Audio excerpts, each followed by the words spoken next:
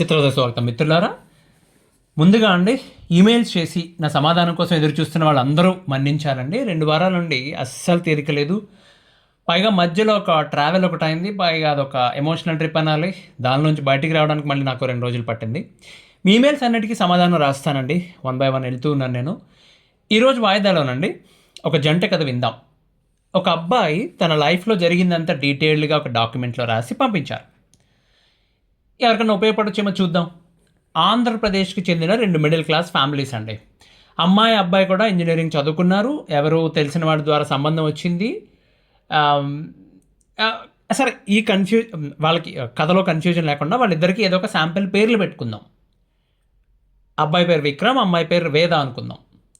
So అబ్బాయి అమ్మాయి ఒకరికొకరు నచ్చారు. పెద్దవాళ్ళకి కూడా అన్నీ చక్కగా నచ్చింది. సంబంధం ఓకే అనుకున్నారు. పెళ్లి చేసేశారు. వాళ్ళిద్దరూ హైదరాబాద్ వచ్చి కాపురం పెట్టారు. ఇక్కడ ఒక విషయం చెప్పాలండో, ఆ అమ్మాయి ఉంది కదా వేద, తను 3 పిల్లలున్న కుటుంబంలో రెండోదనమాట. అంటే ఆ అమ్మాయికి, ఆ వేద అనే అమ్మాయికి అన్నగారు ఉన్నారు, చెల్లెలుంది. సాధారణంగా అండి మిడిల్ క్లాస్ ఫ్యామిలీస్లో ఎక్కువ బాధ్యతలు పెద్దోళ్ళకి వెళ్తాయి, ఎక్కువ ప్రేమ చిన్నోళ్ళకి దక్కుతుంది. కుటుంబంలో ఎవరు పెద్దోళ్ళు ఉంటే వాళ్ళు. కానీ మధ్యలో ఎవరైతే ఉంటారో వాళ్ళకి ఏది సరిగ్గా అందదు. ఓకే, ఎక్కువ బాధ్యతలు, అలాంటి బాధ్యతలు షేర్ చేయరు, అలాంటి పని లేకుండా ఉండదు. అట్ ద సేమ్ టైం ప్రేమ కూడా ఎక్కువగా అందదు. ఆవిడ పరిస్థితి అంతే, గుంపులో గోవింద అన్నట్టు. సో ఇక విక్రమ్ ఏమో, ఈ అబ్బాయి ఒక్కడే కొడుకు, మధ్యతరగతి అవడం వల్ల పెద్దగా ఆస్తులు లేకపోయినా మొయ్యాల్సిన బాధ్యతలు కూడా పెద్దగా ఏం లేవు. పెళ్లి చేసుకున్నాక ఈ జంట హైదరాబాద్ వచ్చి కాపురం పెట్టారండి. మంచి ఏరియాలో ఒక డబుల్ బెడ్రూమ్ ఫ్లాట్లో ఉన్నారు, అద్దెకుండేవాళ్ళు. ఇల్లు క్లీన్ చేయడానికి, లేకపోతే గిన్నెలు క్లీన్ చేయడానికి, కడగడానికి ఇవన్నీ ఒక పని మనిషి ఉన్నారు. తర్వాత వీకెండ్ వస్తే ఎక్కడికో చోటుకి వెళ్తున్నారు. సినిమాలు, షికార్లు, గారాలు, బుజ్జగింపులు అన్నీ బాగున్నాయి. ఏ విషయం అయినా సరే, ఏ పాయింట్ అయినా సరే, తినే ఫుడ్ దగ్గర నుండి కట్టుకునే బట్టల వరకు, వాళ్ళు చూద్దాం అనుకున్న సినిమా కానీ, ఐస్ క్రీమ్ ఏదైనా సరే, అమ్మాయి ఆ వేద ఉంది కదా, తను ఎస్ అంటే ఎస్, నో అంటే నో. ఆ అమ్మాయికి పుట్టింటి దగ్గర అందరితో పాటు తను. కానీ ఇక్కడికి వచ్చేసరికి ఆవిడకి సడన్గా మహారాణి ట్రీట్మెంట్ దొరకడం మొదలైంది. ఏదన్నా కావాలి అనడం లేటు. సరే అనేసేవాడు ఆయన విక్రమ్. కామన్ కదా, పెళ్ళైన కొత్త, ఇద్దరికి కూడా అలాగే సరదాగా ఉంది. పాత సినిమాల్లో గోపి అంటే రాధా టైప్లో చక్కగా హ్యాపీగా ఉన్నారు, బాగున్నారు. పెళ్ళైన 3 నెలలకి ఎక్కడో వెకేషన్ కోసం అని చెప్పి వేరే దేశం ఎక్కడికో ప్లాన్ చేశాడు అబ్బాయి. అటు పేరెంట్స్ ఇటు పేరెంట్స్, అమ్మాయి సైడ్ అబ్బాయి సైడ్ ఇద్దరికి చెప్పారు. వాళ్ళిద్దరూ హ్యాపీగా సంతోషించారు. సరే వెళ్ళి అబ్బాయిలు, మీ డబ్బులు మీ ఇష్టం అని చెప్పి ఐటనరీ అంతా ప్లాన్ చేసుకొని చక్కగా వెళ్ళొచ్చారు. అలా సాగుతుంది వాళ్ళ కొత్త కాపురం. ఇక విక్రమ్కి హైదరాబాద్లో ఆయన పిన్ని కొడుకు కోడలు అని, పిన్ని కొడుకు అంటే ఈయనకి అన్నగారు వదిన అవుతారనమాట. వాళ్ళు కూడా వాళ్ళ ఫ్యామిలీ కూడా వీళ్ళకి దగ్గరగానే ఉండేవాళ్ళు. వీళ్ళు అప్పుడప్పుడు కలిసేవాళ్ళు, ఏదైనా స్పెషల్ అప్పుడు లేకపోతే పండుగలు అప్పుడు కలిసేవాళ్ళు. వేద కూడా, ఈ అమ్మాయి కూడా వాళ్ళతో బాగానే కలిసిపోయింది. అలా జరుగుతూ ఉండగా అండి, ఒకరోజు వీళ్ళు ఏదో షాపింగ్కి వెళ్తే, షాపింగ్ మాల్లో ఉండగా వేదకి తన క్లాస్మేట్ ఒకరు కనిపించింది. వేరే అమ్మాయి తనతో పాటు, ఇద్దరు కలిసే ఉండేవాళ్ళట తను చదువుకున్నప్పుడు. వాళ్ళిద్దరూ మాట్లాడుకున్నారు. మీ ఇల్లు ఎక్కడంటే ఇక్కడ మేము దగ్గరలోనే ఉంటున్నాం అనుకున్నారు. ఎప్పుడన్నా రమ్మని చెప్పి ఒకరినొకరు ఇన్వైట్ చేసుకున్నారు. తర్వాత ఇప్పుడు ఒక ఆదివారం నాడు ఆ వేద తన ఫ్రెండ్ వీళ్ళింటికి లంచ్కి రమ్మని చెప్పింది. అమ్మాయి రావటం, వీళ్ళు భార్యాభర్తలు ఇద్దరు చక్కగా హోస్ట్ చేశారు. అంతా బాగానే అయింది. ఇక అక్కడ నుండి వాళ్ళు కంటిన్యూస్గా టచ్లో ఉన్నారు, స్నేహితురాలు ఇద్దరు. ఎప్పుడైనా టైం దొరికితే కలుస్తున్నారు, ఒకళ్ళింటికి ఒకరికి వెళ్ళడం కామన్ అయిపోయింది అనమాట. ఒక ఆదివారం రోజున ఈ ఫ్రెండ్స్ ఇద్దరు, వేద తన ఫ్రెండ్ ఇద్దరు ఎక్కడికో వెళ్దామని చెప్పి ప్లాన్ చేసుకున్నారండి. సరిగ్గా అదే రోజు విక్రమ్ వాళ్ళ పిన్ని చిన్నాన్నగారు ఊరు నుండి వచ్చారట. అంటే విక్రమ్ వాళ్ళ అన్న వదిన ఉంటారు కదా ఊళ్ళోనే, వాళ్ళ ఇంటికే వచ్చారు వాళ్ళు పిన్ని చిన్నాన్నగారు. విక్రమ్ ఏం చేశాడు, ఆయన ఏం చెప్పాడు, ఆదివారం కదా, సో వీళ్ళు కూడా ఉంటే బాగుంటుంది అంటే, విక్రమ్ కొత్తగా పెళ్ళని జంట కదా, వీళ్ళని కూడా ఇన్వైట్ చేశారు వాళ్ళు. విక్రమ్ ఏమో వాళ్ళ ఇంటికి వెళ్దామని చెప్పాడు తనతో, వైఫ్తో. వేద ఆయన చెప్పింది తన స్నేహితురాలకు ఫోన్ చేసి, ఇలా మా చిన్న అత్తగారు వాళ్ళు ఊరు నుంచి వచ్చారు, మేము వాళ్ళు కొంచెం బిజీ ఉంటాము, మనం నెక్స్ట్ వీక్లో కలుద్దాంలే అని చెప్పింది. దానికి ఆవిడేమంది, వేద ఇలా అంటున్నానని ఏమీ అనుకోకు, నేను ముందు నుండి గమనిస్తున్నాను, మీ ఆయన ఏం చెప్పినా ఆనందంగా సరే సరే అంటున్నావు, ఎందుకు అని అడిగింది. అంటే వేద అంది కదా, ఊరుకో, నా మాట చెల్లకపోవడం ఏంటి, నేను ఏం చెప్పినా మా ఆయన కాదని అనరు, కానీ ఇందులో తప్పే ఉంది, ఎవరో పెద్దవాళ్ళు వాళ్ళ ఊరు నుంచి వచ్చారు, మమ్మల్ని పిలిచారు, మమ్మల్ని వాళ్ళ ఇంటికి ఇన్వైట్ చేశారు మమ్మల్ని, పైగా అక్కడికి వెళ్తే నాకు వంట చేసే పని కూడా ఉండదు, చక్కగా ఎంజాయ్ చేసి రావచ్చు అని ఆవిడ ఆలోచనలో ఆవిడ చెప్పుకుంటూ పోతుంటే, ఈవిడ ఫ్రెండ్ గారు ఉన్నారు కదా, ఆవిడ ఏమందంటే, అలా కాదు వేద, నీకు తెలియడం లేదు, నీ జీవితంలో ఏం జరుగుతుందో నీకు అసలు అర్థం కావట్లేదు, నీ మాట చెల్లినట్టే ఉంటుంది, కానీ తీరా చూస్తే ప్రతిసారి నీ భర్త ఏ మాట అంటే అదే ఫైనల్ అవుతుంది. అసలు కాపురం మొదల్లో పెట్టిన కొత్తలోనే ఇలా ఉంటే కొన్నాళ్ళకి బానిసలా అయిపోతావు, ఇక నీ మాటకు విలువ ఉండదు, మరబొమ్మలో తయారవుతావు. ఇప్పుడు నీ మాటే చెల్లుతుందని చాలా కాన్ఫిడెంట్గా చెప్పావు కదా, కావాలంటే ఇవాళ వాళ్ళ ఇంటికి ప్రోగ్రామ్ ఉంది కదా, నీకు రావాలని లేదు, ఇంకో రోజు వెళ్దామని చెప్పి చూడు, నీ మాట గెలిస్తే అప్పుడు ఒప్పుకుంటానని ఒక రకంగా పందెం కాసినట్టే కాసిందండి. వీధి కుళాయిల దగ్గర మాట్లాడుకునే భాషలో చెప్పాలంటే పచ్చన కాపురానికి నిప్పెట్టేసింది ఆవిడ. ఆ టైంలో అమ్మాయి మీద పని చేస్తాయి కదా, తనేం చేసింది, విక్రమ్ దగ్గరికి వెళ్ళి ఇవాళ నేను నా ఫ్రెండ్ బయటకు వెళ్దాం అనుకున్నాం కాబట్టి అత్తయ్య మావయ్య గారిని ఇంకో రోజు కలుద్దాంలే అంది. విక్రమ్ ఏమో అదేంటి అది బాగోదు, మనం ఆల్రెడీ వస్తామని చెప్పేశాను నేను, ఇప్పుడు చివరి నిమిషంలో రామంటే బాగోదు కదా, ఏమన్నా అనుకుంటారు, ఇంకోసారి నేను అడగకుండా మాట ఇవ్వనులే అని చెప్పాడు. సరే బొజ్జుగించాడు అనేసరికి ఒప్పుకుంది, వెళ్ళింది కుదిరిగా అక్కడికి అనమాట. వెళ్ళింది కానీ తనకి మనసులో అనిపించింది, అప్పుడు గమనించడం మొదలుపెట్టింది, అచ్చా నా మాట చెల్లుతుందా ఇంట్లో చెల్లట్లేదా అని. ఆ తర్వాత ఆ స్నేహితురాలు గారు ఉన్నారు కదా, ఆవిడ మెల్లిగా ఇవన్నీ చెప్పడం మొదలుపెట్టింది. ఆ పూట ఏ కూర వండుకుందాం దగ్గర నుండి మొదలుపెట్టి ప్రతి విషయంలోని మీ ఇద్దరిలో ఎవరి మాట నెగ్గుతుందో చూసుకోవాలని సలహా ఇవ్వడంతో ఈ అమ్మాయి దృష్టికోణం, ఆలోచన, దృక్పథమే మారిపోయింది. ప్రతి విషయాన్ని అదేదో రూల్స్ చెక్ చేస్తున్నట్టు ఇది జరుగుతుందా అని చెప్పి. అంటే ఉదాహరణకి మీ ఆయన ఏం చేసినా అదేదో గొప్ప పని అన్నట్టు ఎందుకు అంత పొంగిపోతావు, అలా బాగా ఎక్కువగా రియాక్ట్ అయితే పోను చులకన అయిపోతాం అని చెప్పి సలహా ఇచ్చిందట. ఒకసారి విక్రమ్ ఎక్కడో తను ఆఫీస్ పని మీద ఎక్కడికో వెళ్ళాడు, వచ్చేటప్పుడు మీకు ఈ చూషర్ చాక్లెట్స్ ఉంటాయి, ఐడియా ఉందా, వెరీ ఫేమస్ చాక్లెట్స్, చాలా బాగుంటాయి, ఇట్స్ ప్రీమియం చాక్లెట్ అనమాట. అబ్బాయి దానికోసం వెతికి మరి తనకి గిఫ్ట్ ఇద్దామని చెప్పి ఒక ప్యాకెట్ తీసుకొచ్చాడు. That's almost it cost around, ఒక చిన్న బాక్స్ తీసుకుంటే అది 9,000 నుంచి 12,000 ఉంటుంది, చాలా ఫేమస్ చాక్లెట్ అది. సో ఆ చాక్లెట్ గిఫ్ట్ ఇస్తే అది తింటాల తర్వాత అని పక్కన పెట్టింది, తనకి ఇష్టం అటు చాక్లెట్ కానీ తింటాలి అని పక్కన పెట్టింది. తర్వాత మర్నాడు పొద్దున్న మళ్ళీ విక్రమే గుర్తు చేస్తే ఒకసారి టేస్ట్ చేయదని చెప్తే తిని బాగానే ఉందంట. అతను అదేంటది అంత సింపుల్గా తేల్చేసావు, నేను చాలా కష్టపడి వెతికి తీసుకొచ్చాను నీకోసం అని చెప్తే ఏముంది క్యాడ్బరీస్లాగే ఉంది కదా, పెద్ద డిఫరెన్స్ ఏముందా అందంట. అంటే అతని రియాక్షన్ ఎలా ఉంది, నార్మల్లీ అండి ఎప్పుడూ కూడా రియాక్షన్ అనేది ఆర్గానిక్గా ఉండాలి, అలా కాకుండా మనసులో ఒక రూల్స్ ఇంజిన్ రాసుకుని దానికి తగ్గట్టు రియాక్ట్ అవ్వడం మొదలు పెడితే ఇలానే ఉంటుంది. ఇప్పుడు మనకు బాగా నచ్చిన లేకపోతే ఇష్టమైన వ్యక్తి రేగుడియం పట్టుకొచ్చి ఇస్తే అది బంగారు కడియం ఇచ్చినట్టు ఫీల్ అయిపోతారు. వంకలు ఎత్తుకుదాం అనుకున్నప్పుడు అవతల పక్కడు వజ్రపు డొంగరం ఇచ్చినా సరే గొలికాయ అని అడుగుతారు, ఆబ్వియస్లీ రైట్, ఏ వంక ఎక్కడ దొరుకుతుందని ఎదుగుతారు వాళ్ళు. ఆ అమ్మాయి కూడా అదే చేసింది, చేయటం మొదలుపెట్టింది. మనసులో చాలా హ్యాపీగా ఉంది, అంటే తనను చాలా స్పెషల్గా ట్రీట్ చేస్తున్నాడు, తన కోసం రకరకాలు తీసుకొస్తున్నాడు, అయినా తను మాత్రం ఆ సంతోషాన్ని కనబడినట్లేదు పైకి అనమాట. సింప్లీ ఫర్ నో రీజన్, కారణం ఏం లేదు అక్కడ. ఇప్పుడు అంటే ప్రశాంతంగా ఉన్న కొలంలో ఒక రాయి విసిరితే ఏమవుతుందండి, లోపల ఉన్న బురదంతా బయటకు వస్తుంది. అలానే అయింది వీళ్ళ కాపురం కూడా. అలా జరుగుతున్న టైంలో ఒకసారి దీపావళి పండగకి, ఇది it's like game changing situation అనమాట వీళ్ళకి వాళ్ళు ఊరు వెళ్ళటం కుదరలేదు. దీపావళి పండుగ ఎప్పుడు వీక్ మధ్యలో వచ్చింది, వాళ్ళు ఊరు వెళ్ళటం కుదరలేదు.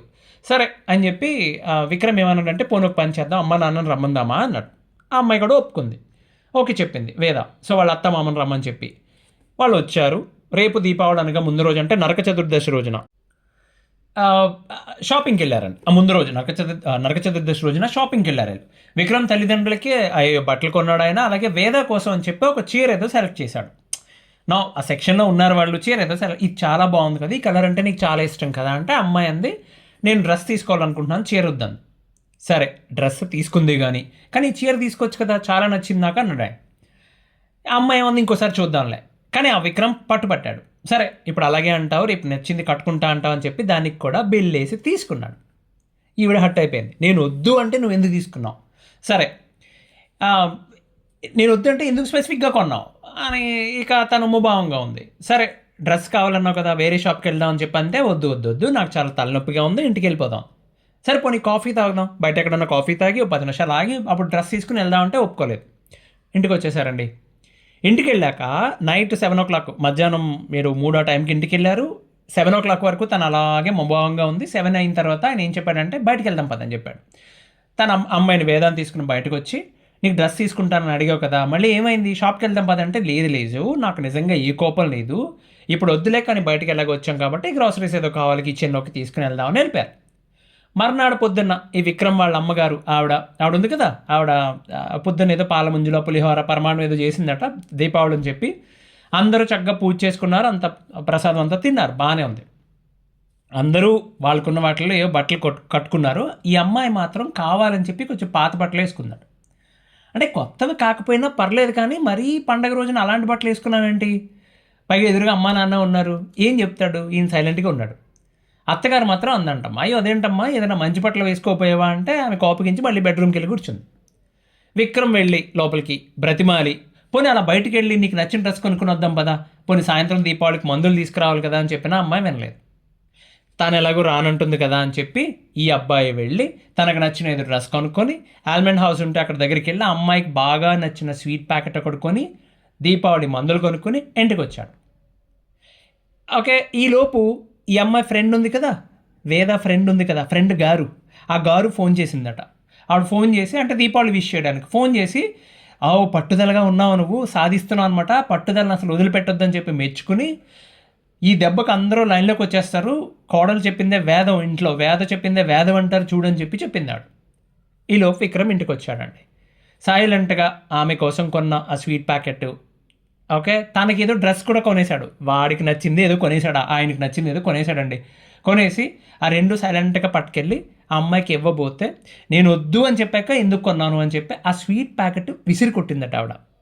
అతని చేతిలో ఉన్న స్వీట్ ప్యాకెట్ విసిరి కొడితే అది హాల్లోకి వచ్చి పడిందట. అక్కడ ఎవరున్నారు? ఈ తల్లిదండ్రులు వీళ్ళిద్దరూ ఉన్నారు కదా. అతనికి పిచ్చ కోపం వచ్చింది. పండగ రోజున ఎందుకు ఇలా చేస్తాం లేకపోతే కొట్టాడు. ఆ గొడవ పెరిగింది, ఇద్దరిని ఒకరొకరు గట్టిగా తిట్టుకున్నారట, వాదన. ఆ అమ్మాయి ఏడుస్తూ కూర్చుంది. ఈ అబ్బాయి ఇంట్లోంచి బయటకు వెళ్ళిపోయాడు. అవి వెళ్ళేటప్పుడు ఫోన్ ఇంట్లో వదిలేసి వెళ్ళిపోయాడు ఆయన. సో వాళ్ళు ఎక్కడికైనా వెళ్తారండి.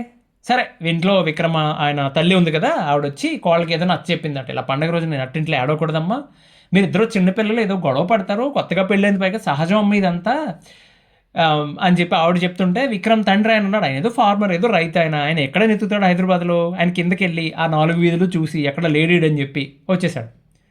ఇప్పుడు అప్పుడు ఆయన సాయంత్రం వరకు పార్కులో కూర్చుని ఆ విక్రమ్ సాయంత్రం 5 అయ్యాకి ఇల్లు చేరుకున్నాడండి.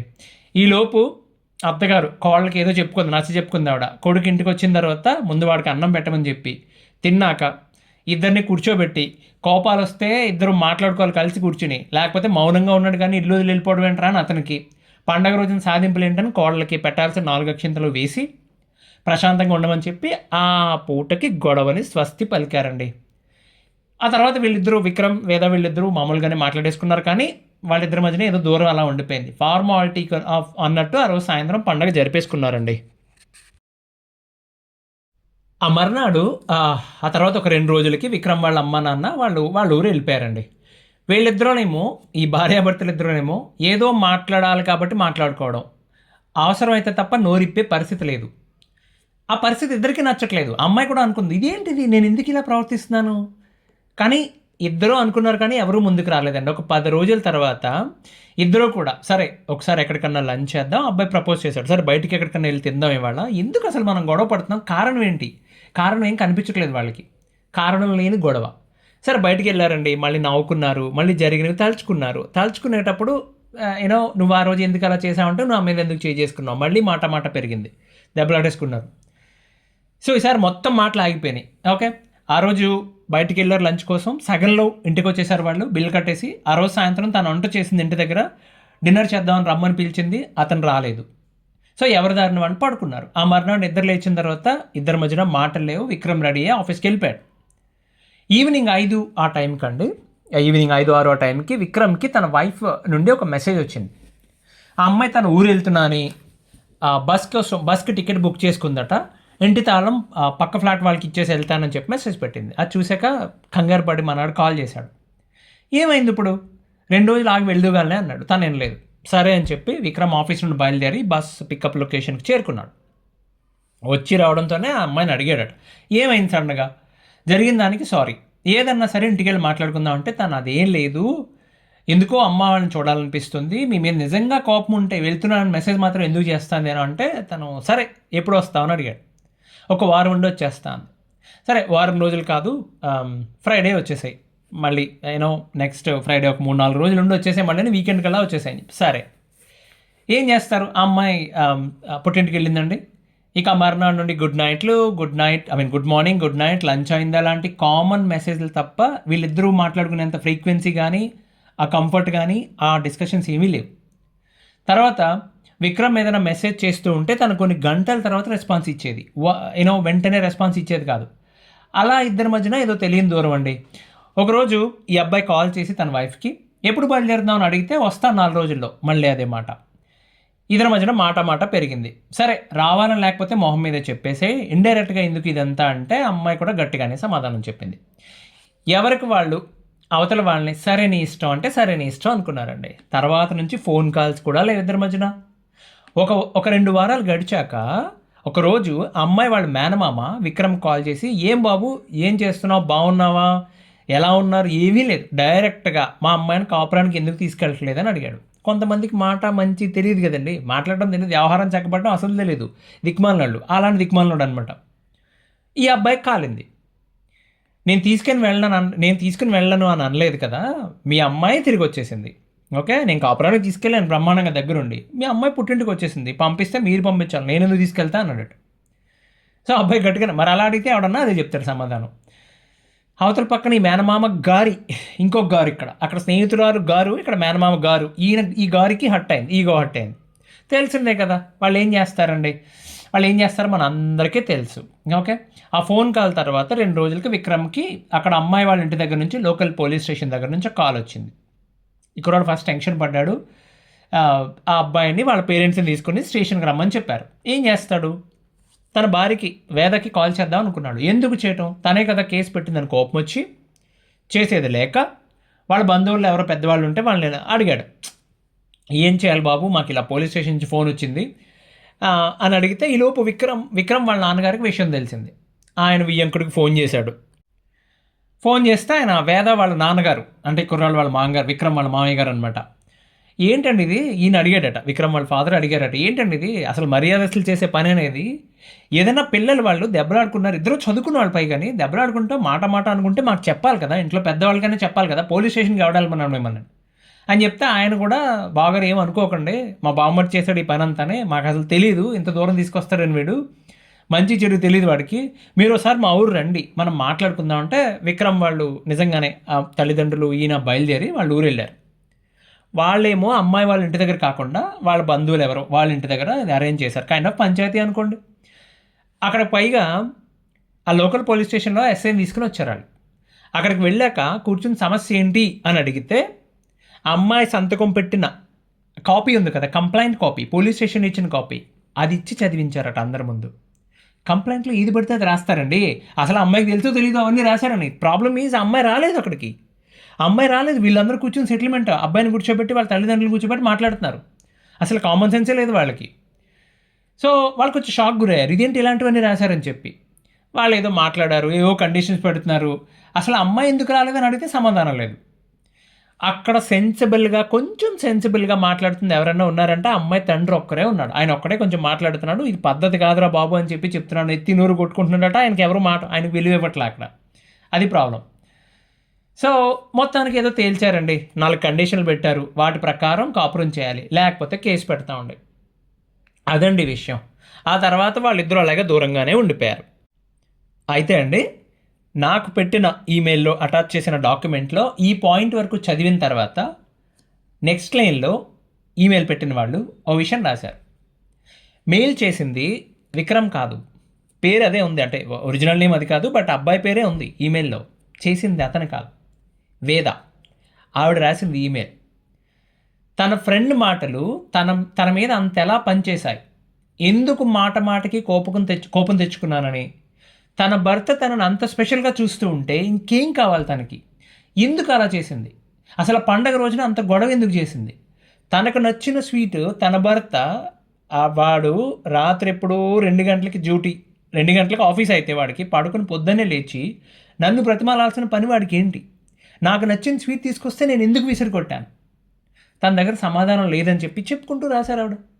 రైట్, చివరికండి తను పుట్టింటికి వెళ్ళిపోతున్నానని మెసేజ్ చేస్తే పరిగెత్తుకుని వచ్చాడు కదా, అది అలా పరిగెట్టుకుని వస్తే అంతా నా ఫ్రెండ్ చెప్పినట్టే జరుగుతుంది అనుకుని మురిసిపోయాను. కానీ నన్ను వెళ్ళొద్దని బ్రతిమాలాడు. నేను ఎందుకు వినలేదు.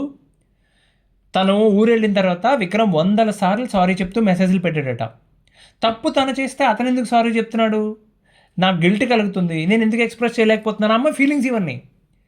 ఓకే, ఆ రోజు తన పుట్టింటికి వచ్చే ముందు ఆ బస్ స్టాండ్లో విక్రమ్ మాట్లాడిన ప్రతి మాట, అతను చూసిన చూపు, ఆ కళ్ళు ఇంకా గుర్తున్నాయి. తను ఇచ్చిన షేక్ హ్యాండ్, లాస్ట్లో తను ఇచ్చిన షేక్ హ్యాండ్, ఓకే, ఆ స్పర్శ ఇంకా గుర్తుంది. ఓకే, తనంత బాధపడుతూ ఉంటే నా కోసం ఎంత చేస్తున్నాడని, నా కోసం ఇంత ఇంత కష్టపడుతున్నాడు, ఇంత ట్రై చేస్తున్నాడు, ఇంత ప్రేమగా చూసుకున్నాడు, అయినా నాకు లోపల ఎందుకు ఒక రకమైన ఆనందం కలుగుతుంది నేను ఇలా రియాక్ట్ అవుతూ ఉంటే, దాన్ని శాడిజం అంటారా అని చెప్పి రకరకాలుగా ఆలోచిస్తూ ఉండిపోయాను. కానీ ఆ రోజు బస్ స్టాండ్లో బస్సు కదులుతున్నప్పుడు తను అలా చూస్తూ ఉండిపోయాను నేను. అదే చివరిసారి అవుతుందని అనుకోలేదు. ఆ రోజు పంచాయతీ అయిన తర్వాతట తిరిగి హైదరాబాద్ వెళ్ళి ఆ అబ్బాయి చనిపోయాడు. చనిపోయే ముందు ఆ అమ్మాయికి ఒక లెటర్ రాసి పెట్టాడు. ఈ అమ్మాయి ఏం చేస్తుంది ఇంటి దగ్గర కూర్చుని, పంచాయతీ చేసి వచ్చి వాళ్ళు ఏం చెప్పారు, రేపు పొద్దున్న ఫోన్ చేస్తాడు నీకు, హైదరాబాద్ తీసుకెళ్ళిపోతాడు మీ ఆయన అని చెప్పారు. అమ్మాయికి పంచాయతీలో ఏం జరిగిందో తెలియదు, కంప్లైంట్లో ఏం రాశారో తెలియదు. రైట్. సో ఓకే, ఆ అమ్మాయి మెసేజ్ ఎక్స్పెక్ట్ చేస్తుంది, కానీ ఆ అమ్మాయికి ఒక లెటర్ వచ్చింది. తన మీద ఉన్న ప్రేమ మొత్తం లెటర్ చూస్తే తెలుస్తుంది, అంత బాగా రాశాడు. మెసేజ్ కోసం ఎదురు చూస్తుంది పాపం మా అమ్మాయి. రైట్. ఈమెయిల్ వచ్చింది, letter in the sense email వచ్చింది, కానీ ఆ ఈమెయిల్ అమ్మాయికి వచ్చేసరికి అబ్బాయి లేడు. ఓకే, తను లేడు అన్న విషయం తెలిసిన తర్వాత ఆవిడ పరిస్థితి, ఓకే, భర్త చనిపోయాడు అన్న విషయం కంటే ఇంకా ఎక్కువ బాధ కలిగించిన చాలా విషయాలు ఉన్నాయండి. ఆవిడకి ఇంకా ఎక్కువ బాధ. అతను చనిపోయే ముందు తన మరణానికి ఎవ్వరూ కారణం కాదని, తనకు ఆఫీస్లో పర్సనల్ లైఫ్లో ఉన్న ప్రెషర్ ఉంది దానివల్లనే అని చెప్పి రాసి పెట్టాడు. పైగా తన ఇన్సూరెన్స్ డబ్బులో 50% తల్లిదండ్రులకి, మిగిలిన 50% వైఫ్ పేరు మీద అప్డేట్ చేశాడు ఆయన పాలసీలో. చనిపోయే రోజు చేసిన అప్డేట్. ఆ అమ్మాయి హైదరాబాద్ వచ్చింది బయలుదేరి విక్రమ్ని, తన భర్తని చివరిసారి చూడడానికి. అన్నిటికంటే ఆవిడ మర్చిపోలేని, ఆవిడ ఏడిపించిన, ఆవిడ కూడా చచ్చిపోదాం అనుకునేటంత కదిలించేసిన విషయం ఏంటో తెలుసా? ఆయన ఎలా చనిపోయాడు తెలుసా? దీపావళికి తన వైఫ్ కోసం ఇష్టపడి కొన్నాడే చీర, అది వాడాడు. అది తెలిసాక తట్టుకోవడం ఆవిడ వల్ల కాలేదండి, ఎవరి వల్ల కాదండి. సో కొన్నాళ్ళ వరకు దాదాపు 8 నెలల పాటు ఎవరితోని మాటలు లేవు, మౌనంగా ఉండిపోయిందంట ఆమె. పిచ్చితో అయిపోయినట్టు అలా ముభావంగా ఉండిపోయింది. ఆమె కూడా చనిపోదాం అనుకుంది, బట్ ఆ లెటర్లో చాలా క్లియర్గా రాశాడు, నువ్వు ఇలాంటి పని ఏమీ చేయొద్దు, మన ఇద్దరం విడిపోవడం ఖచ్చితంగా జరుగుతుందని నాకు అర్థమైపోయింది, నువ్వు లేకుండా నేను ఉండలేను, నువ్వులేని జీవితం నేను ఊహించుకోలేను. నేను చూశానండి, నాకు అమ్మాయి ఆ ఈమెయిల్ అది పంపించారు, అది చూశాను నేను. బాబోయ్ అనిపించింది. I thought of like okay. So తర్వాత కోలుకుందండి, తను కూడా చదువుకుంది కదా, జాబ్ తెచ్చుకొని ఉద్యోగం చేస్తుంది. అలాగే విక్రమ్ తన పేరు మీద ఇచ్చిన ఇన్సూరెన్స్ మనీ ఇచ్చాడు తనకు వచ్చింది, అది తీసుకుని దాన్ని ఇన్వెస్ట్ చేసి దాని మీద వచ్చే ఆదాయంతో ఒక 4 వృద్ధుల్ని దత్తత తీసుకుని వారి పోషణ చూసుకుంటుంది ఆవిడ. వాళ్ళు కాపురం చేసింది 7 నెలలండి, కానీ జీవితానికి సరిపడా ప్రేమ, పగ, అనుభవం అన్నీ సంపాదించేశారు. ఇది జరిగి 12 ఏళ్ళు అవుతుందండి. ఆ అమ్మాయిని వేరే పెళ్లి చేసుకోమని చెప్పారు, ఫోర్స్ చేశారు, వినలేదు, ఎవ్వరి మాట విన్నని చెప్పి విక్రమ్ జ్ఞాపకాలతో బ్రతుకుతుందండి. ఓకే, ఆవిడ ఫోన్ నెంబర్ ఇచ్చారండి, ఫోన్ చేసి విషయం కన్ఫర్మ్ చేసుకుని ఇలా ఎపిసోడ్ చేయొచ్చా అని అడిగి మరీ చేస్తున్నాను నేను. ఆవిడ రాసిందంటూ చాలా విషయాలు చెప్పలేదండి నేను, అంటే కొంచెం హార్ట్ బ్రేకింగ్గా అనిపించింది. ఆవిడ మొత్తం కొరిలేట్ చేస్తూ తను ఎందుకు అలా ప్రవర్తించారు, అకారణంగా తన కాపురాన్ని తరం చేతులతోనే ఎందుకు ఇంత నాశనం చేసుకున్నారని చెప్పి చాలా వివరంగా రాశారండి. ఇలాంటి విషయాల్లో ఒక ఆడవాళ్లే కాదండి, మగవాళ్ళు కూడా ఉంటారు. అవతలి వాళ్ళు అన్కండిషనల్గా ప్రేమ చూపిస్తూ ఉంటారు, అయినా సరే వాడి సహనాన్ని టెస్ట్ చేస్తారు, చివరి దారంతో సహా తెంపేస్తారు. ఇందులో ఇంకో పాయింట్ రాసింది ఆవిడ. ఇప్పుడు ఆవిడ స్నేహితురాలు, ఆవిడ మేనమామ, వీళ్ళందరిది దిక్కుమాలిన భావజాలం, రైట్. వాళ్ళ అనవసరమైన ఈగో. అరే పక్కోడు ఫ్యామిలీ మీద నీ ఈగో ఏంట్రా, పక్కోడికి నీ సలహాలు ఏంది, ఎవడడిగాడు నిన్ను? కానీ వాళ్ళు ఎవరిని నిందించలేదు. ఆవిడ ఏం చెప్పిందంటే తప్పు నాదేనండి, తప్పు నాదే, నా భర్త ఎలా చూసుకుంటాడో తెలుసు, అతనికి నేనంటే ఎంత ఇష్టమో తెలుసు, తెలిసిన తర్వాత వీళ్ళ మాటలు ఎలా ప్రభావం చూపించాను నా మీద, తింగరితనం అది. ఓకే, సో ఏది ఏమైనా కానివ్వండి, ఆవిడ చాలా చాలా పెద్దది రాసి పంపించారండి. చదివి చదివి మధ్యలో నేను లేచి పైకి వెళ్ళి ఒక కాఫీ తాగి అటు నుంచి అటు బయటికి వెళ్ళి వాక్ చేసి వస్తే తప్ప నా వల్ల కాల. అది డైజెస్ట్ చేసుకోవడం చాలా టైం పట్టింది. కంగారుగా తప్పుడు నిర్ణయాలు తీసుకోకండి. పెళ్ళైన వెంటనే విడాకులు ఈ మధ్యన చాలా దారుణంగా తయారవుతున్నారు. అదేమన్నా భోజనం తీసుకున్న వెంటనే తాంబూలం వేసుకోవడం అంత ఈజీ అయిపోయిందా? ఆల్రెడీ ఆ ప్రాసెస్ చూసిన వాడిని ఎవరన్నా పడివాడిని మేము జంజీ అండ్ మేము వీఆర్ మోడర్న్ కిడ్స్ అయితే మొహంలో ఇంకోకుండా కాఫీ తాగుతారు ఏంది? మోడర్న్ కిడ్స్ అయితే నోటితోనే కదా తినాలన్నావు మీ బొంద. ఒక విషయం గుర్తుపెట్టుకోండి సార్, యుద్ధానికి ఎప్పుడూ సుఖాంతం అనేది ఉండదు, సమాప్తమే ఉంటుంది. మీరు కావాలంటే చూడండి, ఏ యుద్ధమైనా అది భార్యాభర్తల మధ్యన అయితే ఇద్దరూ ఓడిపోతారు. అయినా ప్రేమించిన వాళ్ళ కోసం చేయాలి తప్ప వాళ్ళతో యుద్ధం చేయడం ఏంటో. మీరు ఇష్టపడిన వాళ్ళ కోసం ఓడిపోవడం కూడా గెలిపే అవుతుందండి. ఒక 15 నిమిషాలు ఈవిడితో 15 నిమిషాలు మాట్లాడదామని అనుకున్నాను. నేను 3:30 గంటలు మాట్లాడాను. ఆమె ఇప్పటికీ ఆ భర్త ఆ ధ్యానంలోనే ఉన్నారు ఆవిడ. చాలా డీటెయిల్గా వివరించారు. ఇట్స్ టెక్నికల్లీ లైక్ ఆవిడ భర్తతో కలిసి బ్రతుకుతున్నట్టు అనిపించింది నాకు. అంత అంత ఏం మర్చిపోలేదు ఆవిడ 12 ఏళ్ళు అయినా. మీ పట్టుదల చాలా నచ్చిందండి. ఓ మాట అనుకున్నారు, దాని మీద నిలబడ్డారు. ఆల్ ద వెరీ బెస్ట్ అండి. ఎవరికైనా ఉపయోగపడుతుందని చెప్తున్నాం అండి. చాలా లెంగ్తీ అయింది కదా, మన్నించాలి. ఇంకో విధానం మళ్ళీ కలుద్దాం. అంతవరకు సెలవు. ధన్యవాదాలు.